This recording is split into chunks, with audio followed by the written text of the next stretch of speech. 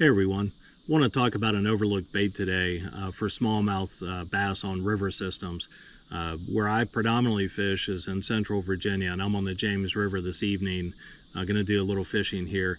I think, one of the aspects that people think about is topwater baits, right? They think about spooks, they think about whopper ploppers, different hard baits like that. One of the overlooked ones that I think people ought to consider is using a rat or a mouse imitation, right? So these are very lifelike type artificials. The way that these can be fished is very versatile, whether it's up high in the surface or kind of a wake and crank type rat imitation. A lot of versatility.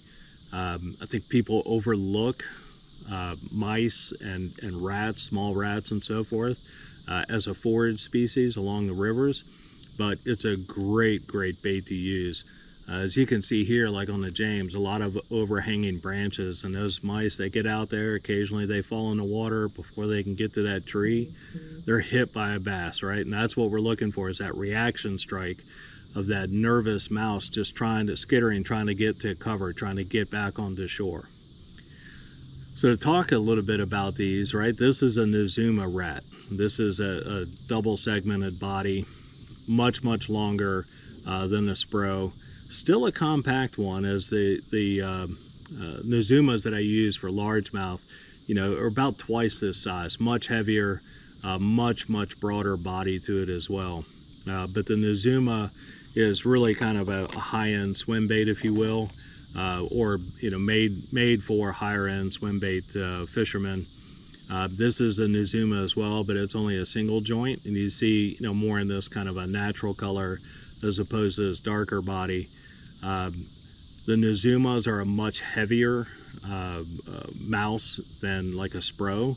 Even this smaller Nizuma, which is equal in body size and length, is twice as heavy as the Spro is, actually, if not a little bit more.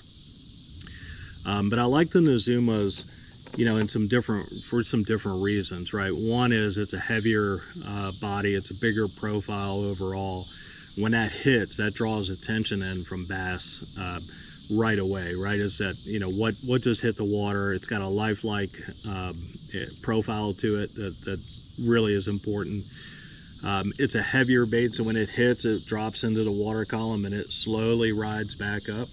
And that allows you to kind of get that, struggling mouse imitation of struggling to stay above the water surface, right? So that's really a big difference with the Nizumas. The other is really the bill, which you can see, right? The Spro has a squared off bill, where the Nizuma is more angled. Again, kind of a wake and crank type imitation, as opposed to a square bill wake bait that's lighter, staying up on the surface much better. Where the Nizuma, to keep it up on the surface, you've got to just crank real slow, but it gets a much different action than the Spro. So this is kind of a wider profile as it's moving through. With the Spro, you can just give short cranks, and that is just side to side, real sharp, with that tail whipping back and forth. So again, different bills, different profiles, different weights to them, and they're situational, right? If I've got a large, blowdown that's been down for a long time, not a lot of branches, I know that I can throw this back up against it, and I can work it slow, and I can wake and crank it a little bit, and I'm not going to get hung up knowing that that bait's going to drop down in that water column a little bit.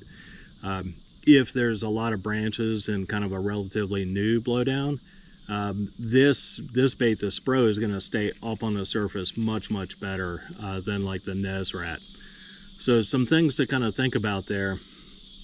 But again, I think these are both just totally different baits, great imitations. Color comes into play, right? I throw a lot of natural colors. Sometimes I'm throwing these brighter colors in the Spro, but I'm also throwing a natural color quite a bit as well. So I think sometimes you just got to play with what the color is and what that action is that smallmouth are keying in on. Dropping down in size, the last bait I want to show is the Mighty Mouse, right?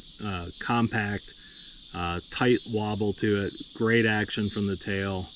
It's a square bill as well, right? So it's going to sit high, it's going to have that great wake action. But the difference here is that it's got a weight system on the inside that acts as a knocker. So it's got that sound action that it doesn't get, from a jointed body. So that's a great alternative. A single hook design as opposed to the Spro and the Nez, which are, double treble. Again, different environments, right? These are both such easy baits for first-time anglers to throw as a topwater alternative. The Nezes, they take a little bit getting used to. They're heavier weight, so you got to think about the outfit you're throwing them on. But I think, whether it be these compact profiles or something larger, like a Nez Rat, I think you've got to consider these as great baits on smallmouth rivers. So to talk about the outfits that I throw them on, they're all relatively the same, right? I'm throwing 30-pound braid straight to the lure. I'm throwing it on a 7-foot medium heavy fast action, and I'm using a Lew's 5/6-to-1 reel. And the reel's a personal preference. I tend to work baits much faster, and with a mouse imitation, I want to pitch it up against the bank or a tree or what have you. I want to work it real slow out of there. And I tend to work baits pretty quick, so the 5/6-to-1 forces me to slow down a little bit.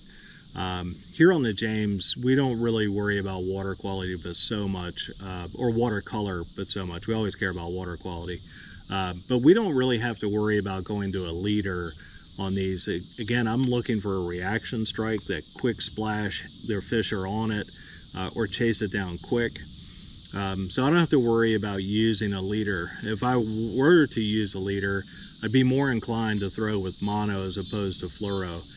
Mainly because fluoro, is going to want to sink, and when that happens, even on a lighter weight Spro, it will tend to just kind of pull that nose down a little bit.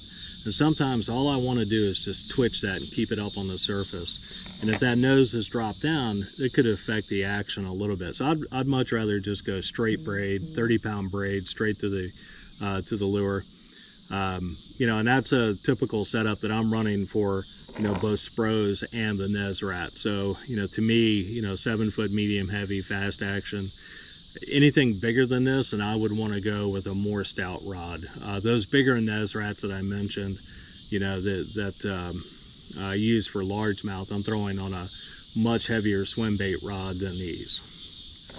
So that's my typical setup. Obviously, there's a lot of ways that you can go with that.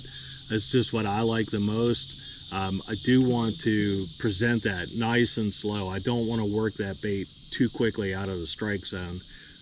I know you're fishing river systems and so forth, and there's that current. So working it too quickly and that current can pull it away much faster than maybe what you want to.